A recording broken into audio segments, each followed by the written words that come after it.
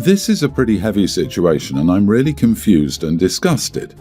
I'm not going to lie because I never thought my wife was like this. My wife, 44, and I, 45 male, have been married for 14 years. We have 2 kids, a teen son, let's call him Noah, and a tween daughter. We've had our fair share of disagreements over the years, but things have generally been smooth between us. Now for the context. Noah came out as gay about a year ago. It was a surprise, and as hard as it was to accept, I love my kids more than anything and just want their happiness. My wife visibly didn't take it well though. She was upset and seemed to go through a grieving period where she didn't really talk about it. I tried to support Noah in every way I could, telling him that I loved him no matter what, etc. My wife, though, I could tell she wasn't on the same page. She would say things like, "This is just a phase," or "He needs help," but I brushed it off as her need for time. Fast forward to last week when we had a conversation about Noah's future. Out of nowhere, my wife casually mentions that she's been looking into conversion therapy camps. She thinks it might be the right solution. She said that Noah isn't truly gay, that he just hasn't been shown the right path, and that this could fix him. My blood ran cold, obviously. I was in shock. I immediately told her I didn't agree and that this wasn't something I could support. She got upset and said I was enabling Noah's confusion and that if I really cared about him, I would help him get better. What the heck is wrong with her? She was persistent, and no matter how much I tried to explain that conversion therapy is harmful and that I would never send our son to something like that, she wouldn't back down.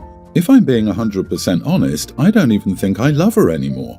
The fact she could be so heartless disgusts me. I know being gay isn't easy, and people like her just make it even harder. I'm considering staying only for our daughter's sake, but would it be okay if it means hurting my son? It feels like a betrayal to Noah. I just don't think I can keep living with someone who thinks this is okay. Am I the idiot? Not the idiot 100%. Noah is not broken. There is nothing to fix.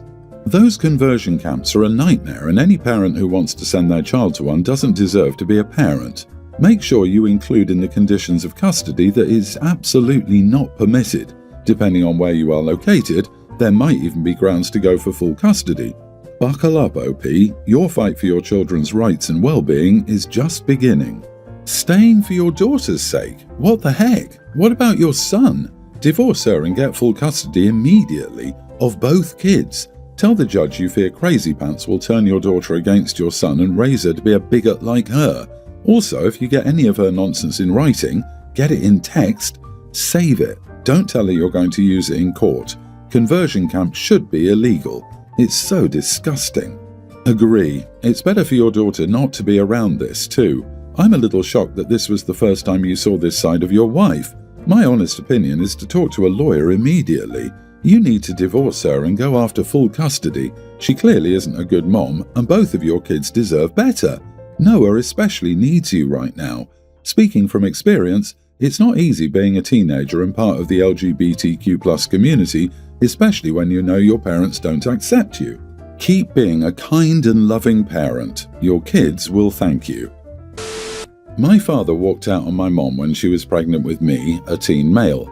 They had been married for about 5 years at that point, but he was cheating a lot. Mom trying to divorce him went through heck because they'd picked up and moved.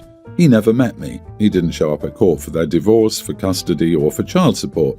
He went to jail 3 times for failure to pay child support and for trying to avoid child support by quitting his jobs and not declaring his new place of employment. I still haven't even met him, but around a year ago he moved back in with his family, the affair partner and their kids. He has a daughter 5 months younger than me, a son about a year and a half younger, and some other kids who are younger again, but I don't know their ages. I only know the older 2 ages because of school and sharing some classes with his daughter. She's tried to connect with me, but I told her I wasn't interested. We're not family and I don't want to know the affair family. Even though she was upset and cried a little in front of me, she didn't give up. And when we returned to our classes in August, she was suddenly in 4 of mine instead of 1 like last year.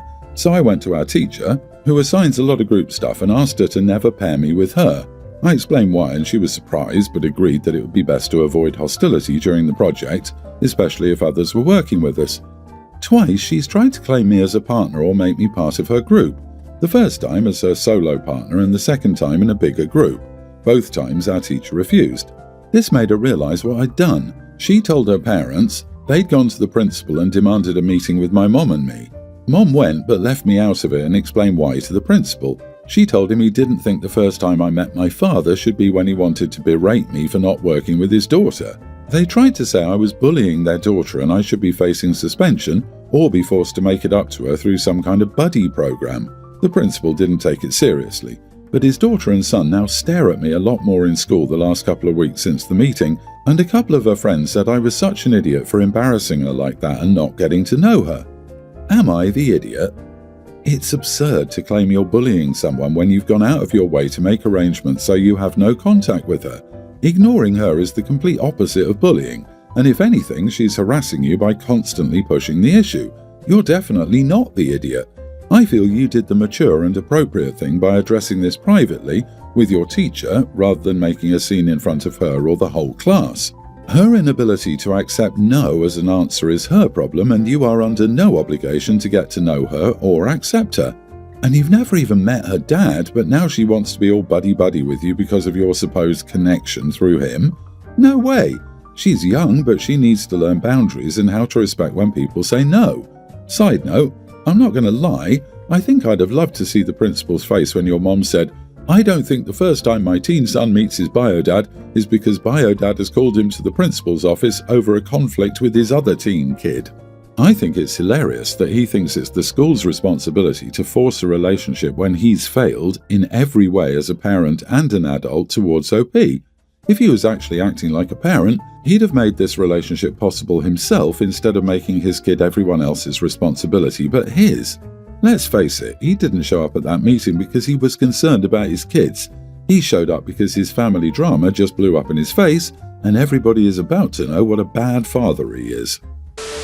My older sister, 37, has 3 kids under pre-tween age. I, 25 male, don't have kids yet, but I'm a junior sous chef, and I cook a lot in my spare time. During some recent time off from work, my sister asked if I could babysit her kids after school for 3 days. I said yes. I watched the kids, she paid me for it, and I thought that would be it. But then she asked me what the kids ate with me after the week had ended, and then she wanted to know how I got her kids to eat a full meal. Her kids are picky eaters. They're typically the kids who will eat what they like off a plate, meat and potatoes, rice or noodles, and then leave the rest, veggies and sauces. According to my sister and brother-in-law, even if you give more veggies than something else, they won't eat them. They'll wait until their next meal, and if you give all veggies or insist they eat the veggies before anything else, they'll skip the meal. I sort of knew that about them before I babysat, so I blended veggies and other good stuff into their dinner their first day with me, and the second day I served them. I made them but hid them in plain sight, and on the last day, I just served them in a way they don't get them normally, and because they knew they had them, they ate them without an issue. But they wouldn't eat them for my sister or brother-in-law after. There was some back and forth between us, and I shared some recipes, but my sister said she couldn't get them to eat the food. So she wanted me to make food for her kids every day. I asked if she was going to pay me for spending all that time and money, and she told me I should do it as a way to help my nieces and nephews stay healthy. I told her it was a big ask. She told me I have the chance to really help and put my skills to good use for the family. I feel like it's asking a lot because they expect me to make something every day for the kids. But my sister feels like I'm being a bad brother and uncle. Am I the idiot? So she's willing to pay you to watch them but won't pay you to feed them. That math ain't mathing. You are not the idiot. Tell her beggars can't be choosers. Has she seen how expensive a bag of groceries is lately? And she wants you to increase your grocery spending by 3-fold for free? Not only that, but your time and effort in cooking a nice meal should be compensated. I used to work in the service industry. I know a lot of cooks who ate like garbage at home because they spent all day cooking for other people, so the last thing they wanted to do when they got home was cook more food. This is ridiculous. The kids won't eat the food sister makes because the kids know they will get something, and dessert, even if they don't eat the yucky food. They need to learn better parenting skills. Tell me your sister can't cook without telling me. She and your brother-in-law are trying to use you. They've made you the scapegoat for getting their children to eat. If you want to cook for them, then do so, as long as she purchases the groceries. She's being cheap.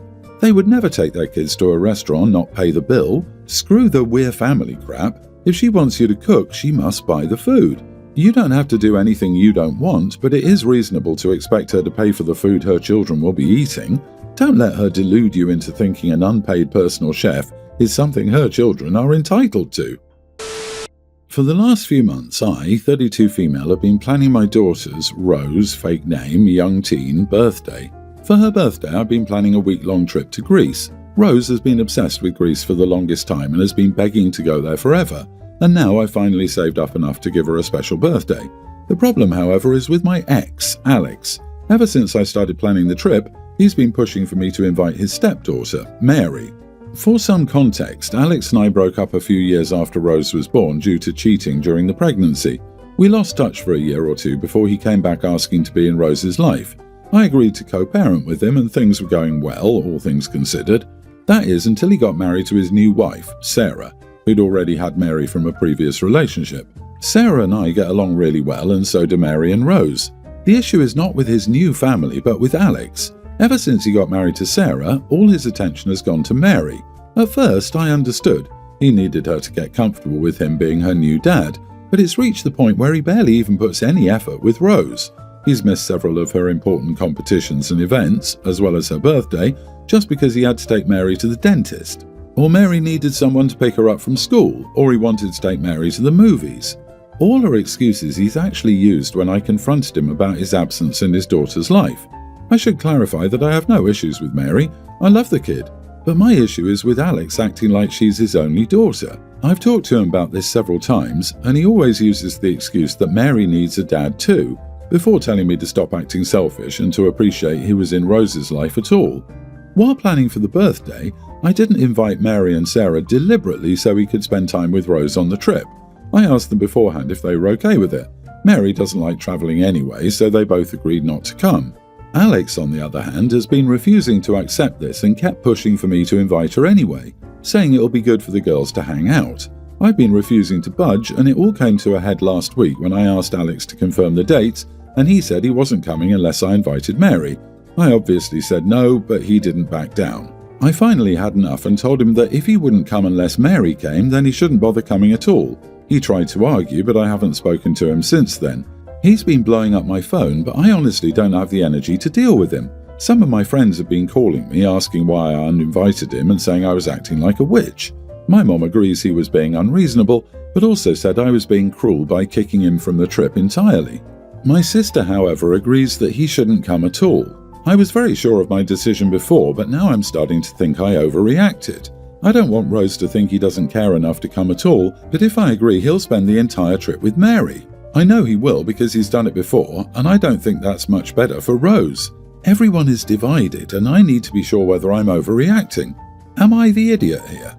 Before telling me to stop acting selfish and to appreciate he was in Rose's life at all, what kind of loser is this? Also, get better friends. If I were in this situation, all my friends would agree with me. Women, be careful who you have children with, because what the heck? Yeah, I'm giving you the absolute minimum a father can give. You're so selfish for expecting more. Alex is an absolute loser. Please tell him next time, how does he feel prioritizing another man's child while he neglects his own just to make his wife happy? What a deadbeat dad. Are you paying for him, and is he expecting you to pay for Mary too? Not that it matters, but I just wonder if he'll try to show up with her. To be honest, he sounds like a real jerk who would do something like that. If you now don't have to pay for him, why not invite your mom? Having 2 generations of strong women who won't put up with an idiot might be a great vacation for your daughter. Mini update. I'm paying for everyone since it was my idea to go. My mom and sister were coming originally. I might just make it a girls' trip to avoid the drama. I'm starting to realize I am an idiot for keeping him in our lives for so long. Despite everything, my daughter loves him. She's an angel with no bad bone in her body. It hurts me when she wants him around, but he picks and chooses when to be a good dad. It's frustrating. I will speak with Rose's therapist and ask him how to lead the conversation so she feels open enough to talk to me. Thank you for making me understand what I've been doing wrong. I hope I can be a better parent moving forward. I appreciate the insight. On October the 1st, I, 35 male, lent my sister $2,500 for her dog's vet bills. She promised to pay me back on November the 1st. She said she would have the money on that date. I have this in writing via text. I've never lent my sister money before and I generally trust her. I didn't care for her dog, but she loved it. It ended up passing on October 15th. She was devastated. I gave her my condolences and went about my life. On November 1st, I asked her to Venmo me the $2,500. She blows up on me, asking how I could ask her for money while she's still grieving. She says it's only been 2 weeks since the dog died and she isn't ready to move on. I told her I'm not telling you to move on, I'm telling you to pay me what I'm owed. I asked if she was saying she wasn't paying me back. She called me an idiot and hung up. I texted her a screenshot of her agreeing to the November 1st date. She ignored me. I can live without getting the $2,500 back with no material effect on my life, but also $2,500 is not an insignificant amount. In talking with our mom, the vet bill was over $7,000, and it didn't save her dog's life. I found out that my mom gifted her $2,000 to help out. I have no idea what my sister's finances are like, but I'm guessing they're not good. She's now 7 days late and I haven't seen a dime. We've had several arguments, and this has really deteriorated our relationship. Essentially, she's calling me an unsympathetic idiot. But am I? She has zero interest in paying me back anything right now. I may consider that, but she's burned a bridge with me. Not the idiot. This is why I don't lend money to family. She agreed to a date and needs to stick to it or ask for a different date or arrange for a payment plan if need be. With you having it in text, you can take her to small claims court, but that is going to ruin your relationship with her completely. Be prepared not to see that money again and take it as a lesson learned not to lend her money again. I once, for an admittedly smaller amount of money, gave my brother a card that said, "Merry Christmas, the loan is forgiven," wrapped up nicely inside a big box for him to open in front of relatives. He never asked me for a loan again. OP, wish her Merry Christmas for the next 25 years. You are the idiot. A bridge was burned after a week. A month, okay, fair, but you've said yourself you don't need the money per se and that this is all principle. Well, along with principle should come grace. Life isn't black and white. Yes, she should absolutely pay you back in a timely fashion, and I totally understand if it eventually burns a bridge. It's been a week. Have a smidgen of grace and offer your sister the benefit of the doubt. This is a bit over the top as far as I'm concerned. Go ahead and be a bit angry, but to be talking burnt bridges is crazy to me.